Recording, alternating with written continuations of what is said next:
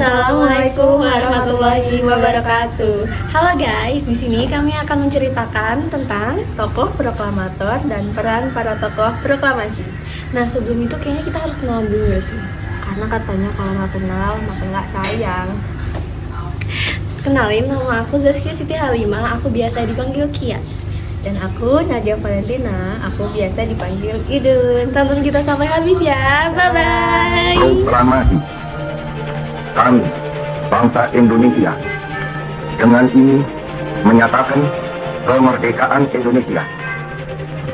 Hal-hal yang mengenai pemindahan kekuasaan dan lain-lain diselenggarakan dengan cara saksama dan dalam tempo yang sesingkat-singkatnya. Jakarta, 17 Agustus 1945, atas nama bangsa Indonesia, Soekarno, Hatta. Nah, untuk tokoh proklamator yang pertama itu ada Insinyur Soekarno atau Bung Karno. Bung Karno sendiri lahir pada tanggal 6 Juni 1901 di Surabaya. Beliau sudah aktif dalam pergerakan membela Indonesia sejak dirinya menjadi mahasiswa pada tahun 1927. Beliau bersama dengan teman-temannya kemudian mendirikan sebuah partai bernama PNI atau Partai Nasional Indonesia. Karena beliau ini aktif dalam melakukan pergerakan membela Indonesia, beliau sering keluar masuk penjara karena menentang para penjajah pada saat itu. Pada masa pemerintahan Jepang, beliau pernah menjadi ketua dari Putra, Chua Sang-in, dan PPKI. Dan beliau juga merupakan anggota dari BPUPKI. Nah, sepulangnya beliau dari Saigon, atau yang kita kenal sekarang dengan Ho Chi Minh City, Vietnam, beliau menyampaikan sebuah pidato singkat yang dimana pidato tersebut menyatakan bahwa Indonesia sebenarnya sudah merdeka sebelum jagung berbunga. Oleh karena pidatonya tersebut, hal ini menyebabkan rakyat Indonesia ini semangatnya menjadi semakin membara untuk terus memperjuangkan kemerdekaan Indonesia pada saat itu. Nah, pada saat itu juga Insinyur Soekarno bersama dengan Muhammad Hatta menjadi tokoh sentral yang dimana hal ini membuat mereka didesak oleh para pemuda untuk cepat-cepat memproklamasikan kemerdekaan, yang terus akhirnya mereka diungsikan ke Rengas Dengklok. Setelah kepulangan mereka dari Rengas Dengklok, Insinyur Soekarno, Muhammad Hatta, dan Ahmad Subarjo ini akhirnya merumuskan teks proklamasi pada selembar kertas yang dimana pada akhirnya Insinyur Soekarno bersama dengan Muhammad Hatta kemudian diberikan kepercayaan untuk menandatangani teks proklamasi tersebut. Pada tanggal 17 Agustus 1945, peranan Insinyur Soekarno ini menjadi sangat penting karena secara nggak langsung beliau ini terpilih menjadi tokoh nomor 1 di Indonesia untuk menyampaikan teks proklamasi bersama dengan Muhammad Hatta. Oleh karena ini, beliau mendapatkan julukan sebagai pahlawan proklamator. Beliau wafat pada 21 Juni 1970 dan dimakamkan di Blitar. Nah, untuk tokoh proklamator kedua itu ada Dr. Andes Muhammad Hatta. Muhammad Hatta dilahirkan di Bukit Tinggi pada tanggal 12 Agustus 1902. Beliau sudah aktif menjadi pembela pergerakan kemerdekaan Indonesia sejak beliau menjadi mahasiswa di luar negeri. Beliau juga merupakan salah seorang pemimpin dan ketua Perhimpunan Indonesia di negeri Belanda. Setelah kepulangannya ke tanah air, beliau ini aktif di PNI bersama dengan Bung Karno. Setelah PNI dibubarkan, beliau kembali aktif di PNI baru. Pada masa pemerintahan Jepang, beliau ini juga merupakan salah seorang pemimpin putra, anggota BPUPKI, dan wakil ketua PPKI. Saat menjabat menjadi ketua PPKI, beliau bersama dengan Bung Karno menjadi dui tunggal yang sangat sulit dipisahkan.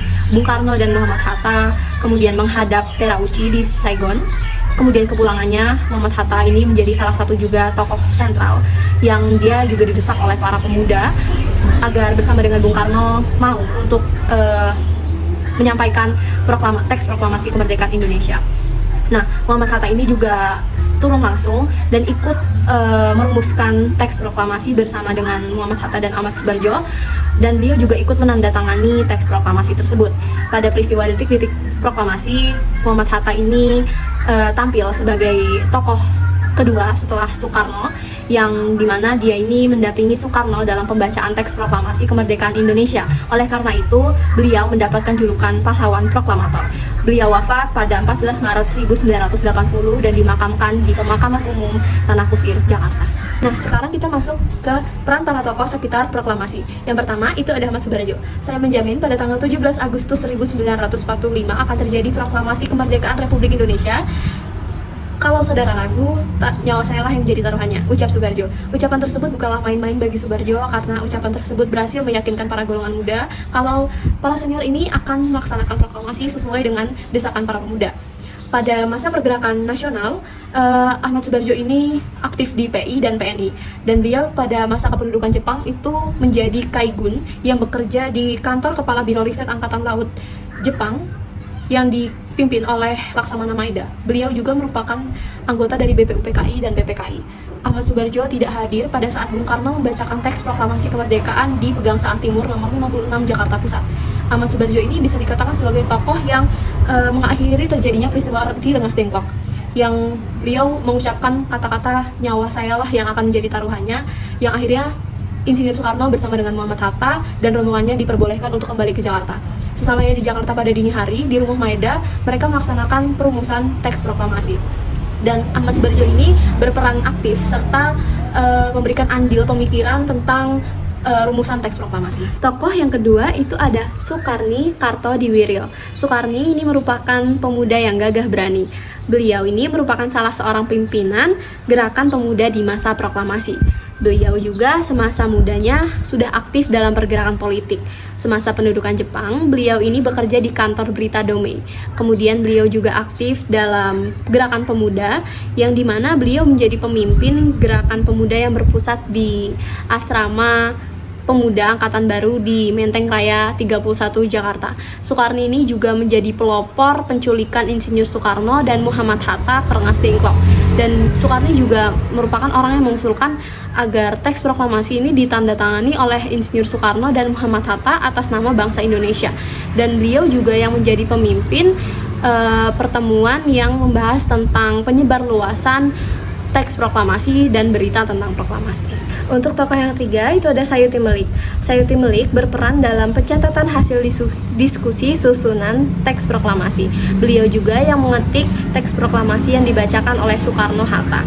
Beliau ini sejak muda sudah aktif dalam gerakan politik dan jurnalistik. Pada tahun 1942, beliau ini menjadi pemimpin redaksi surat kabar Sinar Baru Semarang. Nama Sayuti Melik semakin mencuat pada sekitar proklamasi kemerdekaan Indonesia. Beliau ini yang menyaksikan secara langsung penyusunan teks di ruang makan rumah Maeda. Akhirnya, beliau dipercaya untuk mengetik teks proklamasi yang ditulis tangan langsung oleh Soekarno. Yang keempat itu ada Burhanuddin Muhammad Diyah. Beliau ini biasa dipanggil BM Diyah. BM Diyah ini sangat berbakat di bidang jurnalistik, dan pada tahun 1937 beliau sudah menjadi redaktur di berbagai surat kabar. Nah, pada awal kependudukan Jepang, beliau ini bekerja pada radio militer. Pada tahun 1942 sampai 1945, beliau bekerja sebagai wartawan pada harian Asia Raya. Pada sekitar peristiwa proklamasi, BM Diyah ini sudah menjadi wartawan yang terkenal. Pada malam sewaktu akan dilaksanakannya perumusan teks proklamasi, BM Diyah ini banyak mengkontak para pemuda untuk mengajak mereka datang ke rumah Maeda. Dia juga merupakan salah seorang pemuda yang menyaksikan langsung perumusan teks proklamasi. Beliau juga sangat berperan dalam upaya penyebar luasan berita proklamasi kemerdekaan Indonesia. Nah, tokoh yang kelima itu ada Latif Hedraningrat. Beliau ini merupakan salah seorang komandan peta. Nah, pada saat pelaksanaan proklamasi, beliau ini merupakan salah satu tokoh yang cukup sibuk karena harus menjemput beberapa tokoh penting untuk datang ke Pegangsaan Timur nomor 56 Jakarta Pusat. Misalnya, beliau ini harus mencari dan menjemput Muhammad Hatta. Pada saat pelaksanaan proklamasi, setelah menyiapkan barisan, beliau ini mempersilahkan Soekarno untuk membacakan teks proklamasi. Kemudian, Latif Hedraningrat ini dibantu dengan S. Suhut mengibarkan sangsaka merah putih, dan yang membantu membawakan bendera merah putih adalah S.K. Trimurti. Tokoh yang keenam itu ada S. Suhut. S. Suhut ini ditugaskan untuk mencari tiang bendera dan mengibarkan bendera merah putih. Nah, beliau ini kan disuruh nyari tiang bendera nih. Karena beliau ini gugup, jadi dia itu make tiang bendera dari bambu. Padahal di dekat rumah Soekarno itu ada tiang bendera yang dari besi. Nah, S. Suhut sama Latif Hedraningrat ini merupakan pengibar bendera merah putih di halaman rumah Soekarno pada saat proklamasi tanggal 17 Agustus 1945. Nah, tokoh yang ketujuh adalah Suwiryo. pada saat itu Suwiryo adalah seorang gubernur atau wali kota di Jakarta Raya. Secara tidak langsung, beliau adalah seorang ketua pelaksana upacara proklamasi kemerdekaan Indonesia. Karena beliau adalah seorang ketua pelaksana proklamasi kemerdekaan Indonesia, maka beliau sangatlah sibuk dalam mempersiapkan upacara tersebut, termasuk dalam pengadaan mikrofon dan juga pengeras suara. Nah, tokoh yang ke-8 adalah Dr. Moordi. Dr. Moordi adalah seorang tokoh muda pada saat itu. Dr. Moordi memiliki peran sebagai petugas pengamanan jalannya upacara proklamasi kemerdekaan Indonesia. Beliau menugaskan barisan para pelopor dan juga peta untuk menjaga sekitar keamanan di kediaman Bung Karno.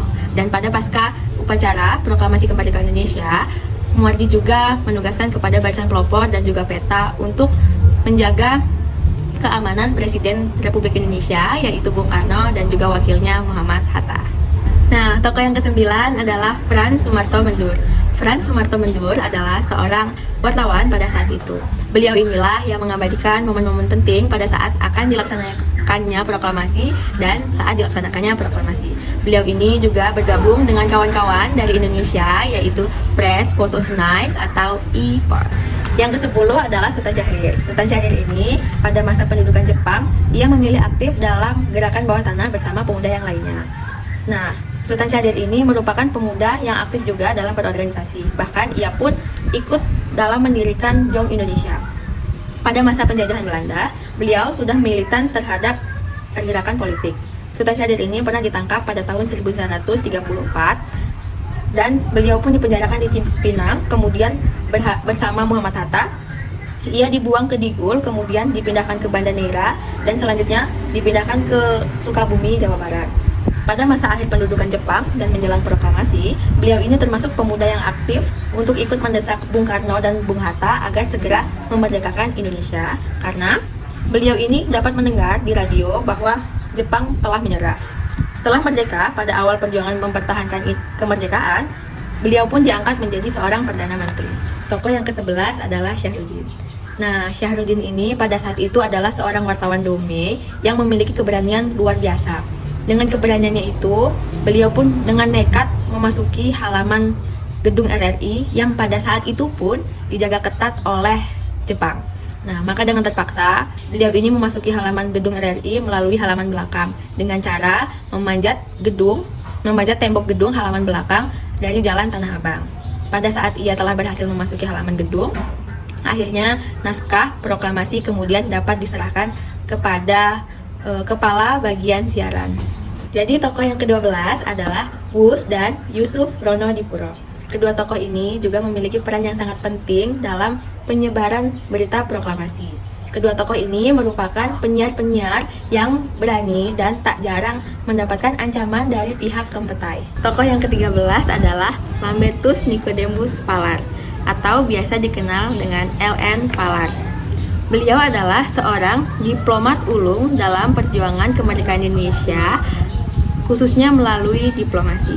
Pada tahun 1947, Pallard ini diminta oleh Presiden Republik Indonesia Soekarno-Hatta untuk menjadi juru bicara RI di PBB. Pada akhir tahun 1947, dibantu dengan Sudarpo, Sujatmoko, dan Sumitro, Pallard ini membuka kantor perwakilan Republik Indonesia di New York. Sebelum pengakuan kedaulatan Republik Indonesia pada tahun 1949, status Pallard ini pada saat itu adalah seorang peninjau. Dan pada tahun 1950, setelah Indonesia mendapat kedaulatan penuh dan Indonesia menjadi anggota PBB ke-60, Pallard ini resmi menjadi perwakilan Republik Indonesia dengan status keanggotaan penuh. Dan yang terakhir adalah Sumitro Jojo Hadikusumo. Beliau ini adalah seorang begawan ekonomi Indonesia yang idealis. Ini selalu konsisten dalam mempertahankan sikapnya yang dianggap benar. Sumitro bersama dengan LN Pallard memperjuangkan Republik Indonesia melalui jalur diplomasi. Sekian yang dapat kami sampaikan. Jalan-jalan ke rumah ASI. Cakep. Sekian dan terima kasih. Bye-bye. Bye-bye.